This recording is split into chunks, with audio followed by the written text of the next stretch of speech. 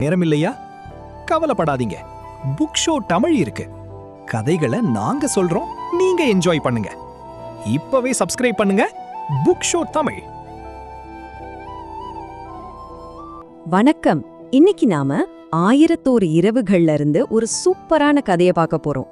ஆனா நில்லுங்க, இது சும்மா ஒரு டைம் பாஸ் கதை கிடையாது. ஒரு மனுஷனோட உயிர், ஆமாங்க, ஒரு மனுஷனோட உசிரே இந்த கதையோட முடிவுல தான் இருக்கு. அப்படி என்ன ஒரு சக்தி வாய்ந்த கதை இது? வாங்க உள்ள போய் பார்க்கலாம். கதை எடுத்த எடுப்புலயே ஒரு இன்ட்ரெஸ்டிங்கான மேற்கோளோட ஆரம்பிக்குது. இங்க என்ன விஷயம்னா, நாம கேக்குறது ஒரு கதைக்குள்ள வர இன்னொரு கதை. ஒருத்தர் அவரோட கதைய சொல்றாரு. ஆனா யார்கிட்ட சொல்றாரு, எதுக்காக சொல்றாரு? இதுதான் இந்த கதையோட மொத்த உயிரோட்டமே. சரி, இப்போதான் கதையோட உண்மையான த்ரில்லே ஆரம்பிக்குது. ஒரு வியாபாரி ரொம்ப சக்தி வாய்ந்த ஒரு ஜின்னோட கருணைக்காக காத்துக்கிட்டு இருக்காரு.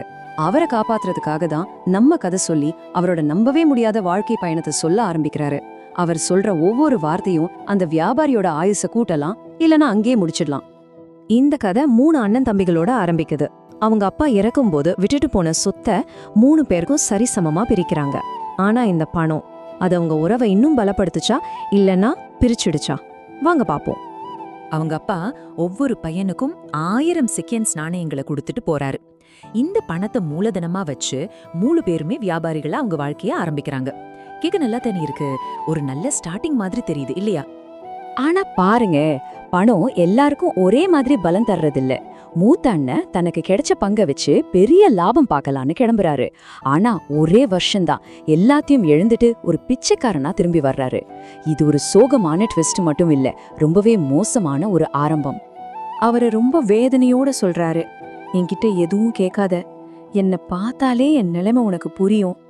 எனக்கு நடந்த கெட்ட விஷயங்களையெல்லாம் சொன்னா என் வலி அதிகமாகும். அதேன்.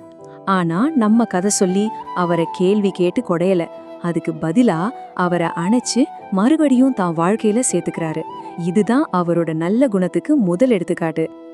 அதே டைம்ல நம்ம கதை சொல்லியோட பிசினஸ் சூப்பரா போறது. அவரோட மூலதனம் டபுள் ஆகி 2000 செக்யூன்ஸ் ஆகுது. தன் வெற்றில பாதிய, அதாவது 1000 செக்யூன்ஸ தோத்து போன தன் அண்ணனுக்கு கொடுத்துடுறாரு. யோசிச்சு பாருங்க, இது வெறும் பண உதவி இல்ல, அது ஒரு பெரிய மனசு. என்ன ஆச்சரியம்னா, 2வது அண்ணனும் அதே தப்ப பண்றாரு. அதே கனவு, அதே பயணம், அதே படுதோல்வி. மறுபடியும் நம்ம கதை சொல்லி தன் மனசை திறந்து தன் சொத்துல பங்கு கொடுக்கறாரு. ஒரு பக்கம் தோல்வி, இன்னொரு பக்கம் மன்னிப்பு. இது ஒரு தொடர் கதை மாதிரி ஆயிடுது. கொஞ்ச வருஷம் போகுது. நம்ம கதை சொல்லியோட வாழ்க்கை அமைதியா போய்கிட்டு இருக்கு. ஆனா மறுபடியும் அவங்க அண்ணன்கள் வராங்க. இந்த தடவை ஒரு புது கோரிக்கையோட. அவங்க கூட ஒரு பெரிய பிசினஸ் ட்ரிப்க்கு இவரும் வரணும்னு ஒரே பிடிவாதம். அந்த நேரத்துல கதை சொல்லிக்கிட்ட 6000 செக்யூன்ஸ் இருக்கு. ஆனா அவங்க அண்ணனுங்க கிட்ட ஒண்ணுமே இல்ல. எவ்வளவோ தடவை வேணான்னு சொல்லியும் கடைசியில சரி போலான்னு ஒத்துக்கிறாரு. அது மட்டும் இல்ல, தன் சொத்தை 3வது தடவையா அவங்க கூட ஷேர் பண்ணிக்கிறாரு. இது பெருந்தன்மையா இல்ல முட்டாள்தனமான நம்பிக்கையா? அவங்களோட பயணத்துல கதையில ஒரு புது ட்விஸ்ட் வருது. ஒரு துறைமுகத்துல ரொம்ப ஏழை மாதிரி ட்ரெஸ் பண்ண ஒரு பொண்ணு நம்ம கதை சொல்லி கால்ல விழுந்து தன்னை கல்யாணம் பண்ணிக்க சொல்லி கெஞ்சுறா. அவ யாரு, ஏன் இப்படி பண்றான்னு எதுவுமே தெரியல. இருந்தாலும் அவளோட வேண்டுகோளுக்கு சரி சொல்றாரு. இந்த புது கல்யாண வாழ்க்கை ரொம்ப சந்தோஷமா போகுது.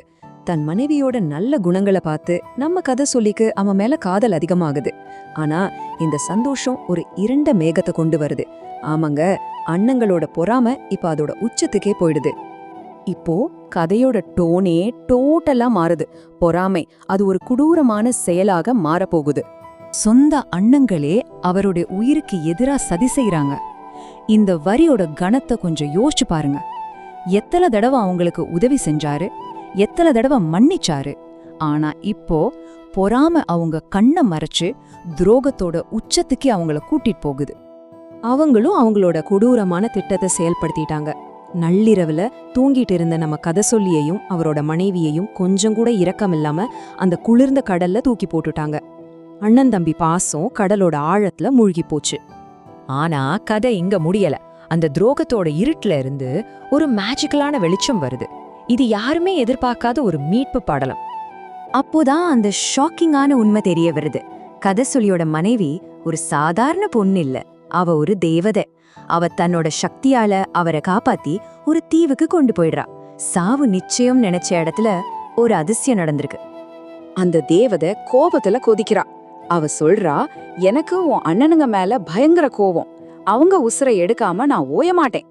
அவளோட கோபம் நியாயம்தானே? இங்கதான் நம்ம கதை சொல்லியோட குணம் நம்மள ஆச்சரியப்பட வைக்குது. தன்னையே கொல்ல பார்த்த அண்ணங்களுக்காக அவங்க உயிரை விட்டுருங்கன்னு தன் மனைவி கிட்ட கெஞ்சுறாரு. இதுக்கு மேல ஒரு மன்னிப்பு இருக்க முடியுமா? காப்பாத்தினதுக்கு அப்புறம் எல்லாம் வேக வேகமா நடக்குது. அவரு தன் வீட்டுக்கு திரும்பி வர்றாரு. மீதி இருந்த பணத்தை எடுக்கிறாரு. ஆனா அங்க அவரை வரவேற்கிறது 2 கருப்பு நாய்கள். யார் இந்த மர்மமான நாய்கள்? அந்த மர்மம் இப்போ விலகுது. அந்த 2 கருப்பு நாய்களும் வேற யாரும் இல்ல, துரோகம் செஞ்ச அதே அண்ணனுங்க தான். தேவதை அவங்க உசுரெடுக்கல, ஆனா அவங்களோட மிருகத்தனமான செயலுக்கு ஏத்த மாதிரி அவங்கள 10 வருஷத்துக்கு நாய்களா வாழணும்னு சபிச்சிட்டா. இதுதான் அவ கொடுத்த நீதி. இப்போ நம்ம மறுபடியும் நிகழ்காலத்துக்கு வரோம். கதை சொல்லி தன் கதைய அந்த ஜின் கிட்ட சொல்லி முடிக்கிறாரு. நல்லா ஞாபகம் வச்சுக்கோங்க, இந்த கதை சும்மா ஒரு டைம் பாஸுக்காக சொல்லப்படல. ஒருத்தரோட உயிர் பணயம் வைக்கப்பட்டிருக்கு. சரி, இந்த கதையை கேட்டதுக்கு அப்புறம் என்னாச்சு? கதை சொல்லி முடிச்சதும் அந்த சக்தி வாய்ந்த ஜின் ஆச்சரியப்பட்டு போறாரு. கதையோட ஆழத்தை பார்த்து இம்ப்ரெஸ் ஆகி அந்த வியாபாரியோட தண்டனையில இன்னும் ஒரு பங்கு குறைக்கிறாரு. இப்ப தண்டனையில கொஞ்சம் தான் பாக்கி இருக்கு. பாத்தீங்களா, ஒரு கதை ஒரு ஜின்னோட மனசையே மாத்தி ஒரு உயிரை காப்பாத்துற நிலைமைக்கு கொண்டு வந்திருக்கு. அப்போ ஒரு கதை ஒரு உயிரையே காப்பாத்தோம்னா எந்த மாதிரி கதையை நாம சொல்லணும்? இந்த கதை நமக்கு மன்னிப்பு, துரோகம், மனுஷனோட குணத்தோட ஆழம்னு நிறைய விஷயங்களை கத்துக் கொடுக்குது. ஆனா எல்லாத்தைய விட முக்கியமா ஒன்னு சொல்லுது. சரியான நேரத்துல சரியான இடத்துல சொல்ற ஒரு கதைக்கு சாவ கூட ஜெயிக்கிற சக்தி இருக்கு.